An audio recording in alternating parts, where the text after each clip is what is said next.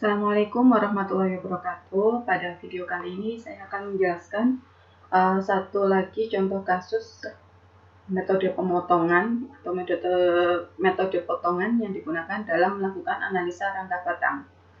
Pada kasus ini diketahui sebuah rangka batang seperti yang terlihat pada gambar di layar, dan yang ingin diketahui adalah gaya yang terjadi pada batang EF dan batang GI. Oleh karena itu, di sini kita akan melakukan dua kali pemotongan. Yang pertama, potongan NN. Potongan NN ini melewati batang EF untuk memastikan bahwa kita bisa mendapatkan gaya pada batang EF. Dan potongan yang kedua, potongan MM. Potongan MM ini memotong dari batang GI sampai ke bawah, dan dari sini kita bisa mendapatkan gaya GI pada batang GI. Dan sebelum melakukan analisa pemotongan, yang pertama tentu kita harus mengetahui terlebih dahulu apakah strukturnya dalam kondisi stabil atau tidak. Masih ingat kan caranya untuk mengetahui kestabilan suatu struktur? Ya, kita harus mengecek dengan persamaan 2S minus B minus R sama dengan 0, di mana S adalah jumlah titik simpul, B adalah jumlah batang, dan R adalah jumlah gaya reaksi pada rangka batang. Oke. Pada struktur tersebut yang ada di layar, kita bisa melihat di sini ada 11 simpul, yaitu simpul A, B, C, D, E, F, G, H, I, J, dan K. Di sini ada 11 simpul yang ditandai dengan tanda lingkaran merah. Ya, pada struktur atas terdapat 6 buah simpul A, C, E, G, I, dan K. Dan pada struktur bawah terdapat 5 buah simpul di titik B, D, F, H, dan J. Oke, berarti kita sudah ketahui jumlah simpulnya ada 11. Dan yang berikutnya kita cari jumlah batang. Jumlah batang kita lihat di sini ada beberapa di bagian atas. Di sini ada 5 buah batang yang ditandai dengan segitiga kuning. 1, 2, 3, 4, 5. Kemudian pada rangka bagian bawah, rangka yang tegak terlebih dahulu. Pada rangka tegak terdapat 5 buah batang AB, CD, EF, GH, dan juga IJ. Dan pada rangka bagian bawah terdapat 4 buah batang BD, DF, FH, dan HJ. Dan batang diagonal terdapat 5 buah batang, yaitu batang BC, DE, FG, HI, dan JK. Sehingga totalnya di sini kita dapatkan ada 19 buah batang. Di struktur atas ada 5, struktur tegak juga 5, kemudian struktur diagonal ada 5, dan di struktur bawah ada 4 batang, sehingga totalnya 19 batang. Oke, berarti tadi sudah diketahui ada 11 simpul dan 19 batang. Dan yang perlu kita ketahui adalah jumlah gaya reaksi pada struktur tersebut. Di sini ada 2 buah tumpuan di titik B dan di titik J, di mana di titik B merupakan tumpuan engsel dan di titik J adalah tumpuan roll. Dan kita ketahui pada tumpuan engsel terdapat 2 buah gaya reaksi, vertikal dan horizontal. Kemudian di titik J terdapat 1 buah gaya reaksi vertikal, sehingga di sini ada 3 buah gaya reaksi.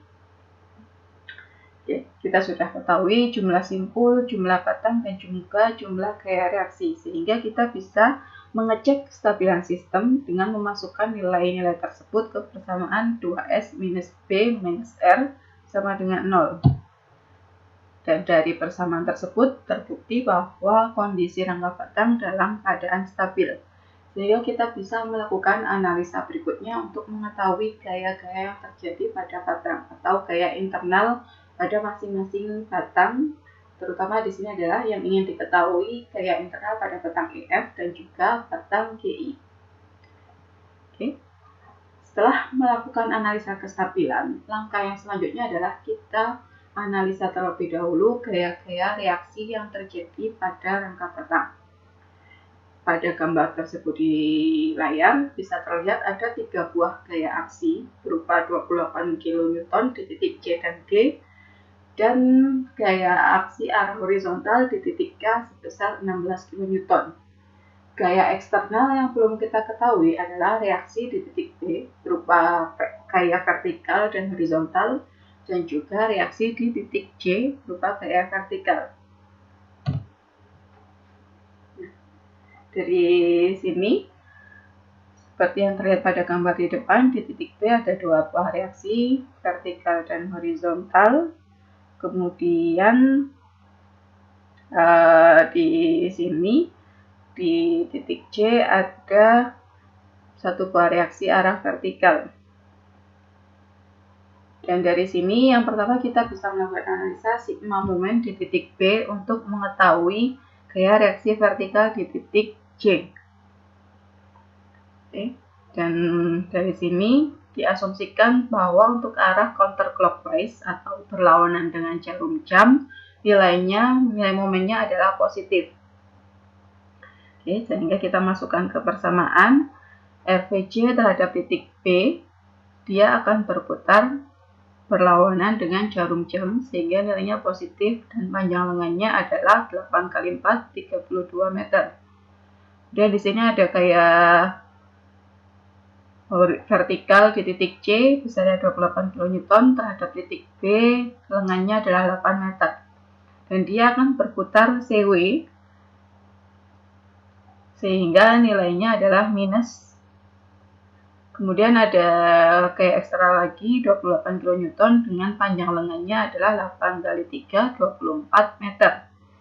Dan gaya ini terhadap titik B juga akan berputar searah jarum jam sehingga nilainya juga minus. Dan ada kayak di titik K besarnya 16 kN dan panjang lengannya adalah 10 meter.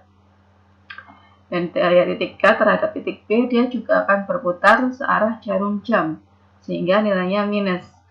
Dan dari persamaan tersebut didapatkan gaya reaksi vertikal di titik C adalah 33 kN dan arahnya ke atas. Oke. Dan yang selanjutnya kita lakukan analisa sigma moment di titik C untuk mengetahui gaya reaksi vertikal di titik B. Karena di sini gaya reaksi horizontal titik B terhadap titik C dia tidak memiliki lengan, sehingga hanya ada 1 variabel yang tidak diketahui yaitu gaya reaksi vertikal di titik B. Oke, dan di sini saya asumsikan arah clockwise atau searah jarum jam nilainya positif. RVB terhadap titik C dia akan berputar searah jarum jam sehingga nilainya positif. Kemudian di sini ada kayak 16 kN di titik K terhadap titik C, dia juga akan berputar searah jarum jam dengan panjang lengan 10 meter, sehingga nilainya juga positif. Kemudian ada kayak 28 kN di titik C, dia memiliki panjang lengan 8 kali 3 atau 24 meter, dan dia akan berputar berlawanan dengan jarum jam terhadap titik C, sehingga nilainya negatif. Dan ada 1 gaya lagi 28 kN dengan panjang lengan 8 meter dan dia terhadap titik C juga akan berputar berlawanan jarum jam sehingga nilainya negatif. Sehingga dari sini didapatkan RVB sama dengan 23 kN dengan arah ke atas atau sesuai dengan asumsi awal. Dan yang terakhir kita lakukan analisa untuk mengetahui gaya reaksi horizontal di titik B. Kita bisa menggunakan persamaan sigma fx sama dengan 0 dan di sini kita ketahui ada 1 buah gaya eksternal di titik K arahnya ke kanan sebesar 16 kN. Sehingga di sini RHB arahnya ke kiri besarnya juga 16 kN. Mohon maaf ini yang ada di gambar arahnya salah, ini harusnya arahnya sebaliknya. Oke. Dan dari sini kita sudah mengetahui gaya-gaya reaksi di titik B dan juga reaksi di titik C. Maka dari sini kita bisa mencari gaya EF yang dipotong dengan potongan NM dan juga gaya GI yang dipotong dengan potongan MM. Oke, yang seperti kita diskusikan di pertemuan sebelumnya, bahwasanya untuk melakukan pemotongan maksimum batang yang boleh dipotong adalah 3 buah. Kita tidak bisa memotong struktur dengan jumlah batang lebih dari 3 buah. Karena ketika jumlah batangnya lebih dari 3 buah, kita akan kekurangan persamaan sehingga kita tidak bisa menyelesaikan analisa pada batang tersebut. Yang pertama di sini kita akan menganalisa potongan pada batang NN yang melewati batang EF. Dan kita ketahui di sini ada gaya internal FEG pada batang EG, kemudian FEF yang kita cari, dan juga FDF. Ya, karena potongan NN dia melewati batang EG, batang EF, dan batang DF, sehingga kita akan mendapatkan 3 buah gaya pada masing-masing batang tersebut.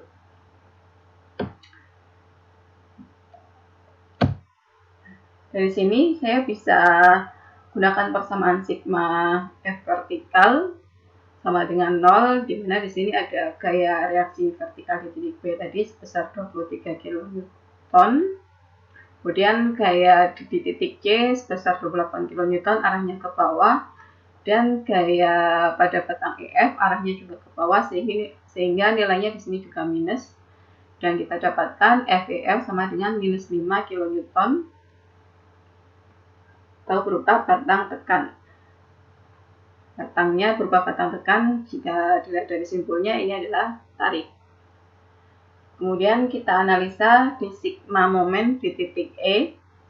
Sigma momen di titik E sama dengan 0. Ketika kita melakukan sigma momen di titik E, maka kita bisa menghilangkan gaya EF dan gaya EG. Karena kedua gaya tersebut terhadap titik E tidak memiliki lengan. Sehingga dengan melakukan analisa sigma momen di titik E, gaya yang kita dapatkan adalah gaya pada batang DF. Oke, kita coba analisa di sini. Diasumsikan ketika arahnya berlawanan jarum jam nilainya positif, sehingga FDF terhadap titik E dia memiliki panjang lengan 10 meter dan dia berlawanan dengan jarum jam putarannya nilainya positif. Kemudian gaya 28 kN terhadap titik E memiliki panjang lengan 8 meter dan dia juga akan berputar berlawanan jarum jam, nilainya menjadi positif. Kemudian ada gaya 16 kN atau 16 kN di reaksi horizontalnya ya. Di reaksi horizontal ada kayak 16 kN terhadap titik E, dia akan berputar searah jarum jam, sehingga nilainya negatif dan panjang lengannya adalah 10 meter.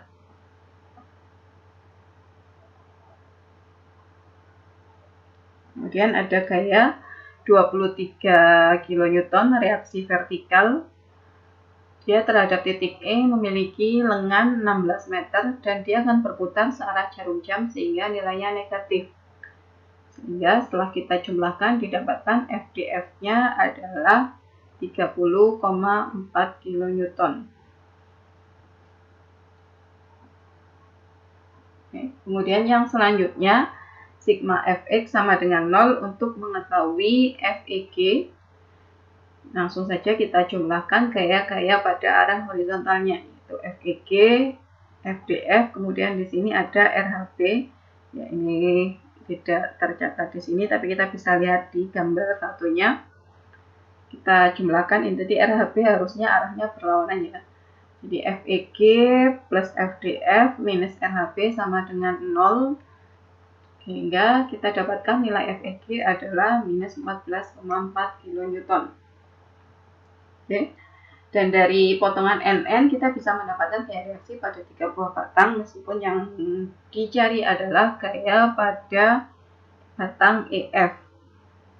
Yang selanjutnya kita akan mencari gaya pada batang GI dengan potongan MM. Ya, dengan potongan MM yang kita potong secara tegak lurus tadi, kita bisa mendapatkan 3 buah gaya reaksi FIG, FIH, dan FGH. Kemudian untuk melakukan analisanya di sini untuk mendapatkan gaya FIG, kita analisa pada sigma momen di titik H, sehingga kita bisa mengeliminasi momen yang dilibatkan FGH dan juga FIH, karena keduanya tidak memiliki lengan terhadap titik H, sehingga kita bisa langsung mendapatkan besarnya gaya pada batang FIG atau FGI. FGI terhadap titik H di sini diasumsikan CCW positif dan memiliki panjang lengan 10, FGI kali 10, dan gaya 33 kN. Ini tadi gaya reaksi di titik J.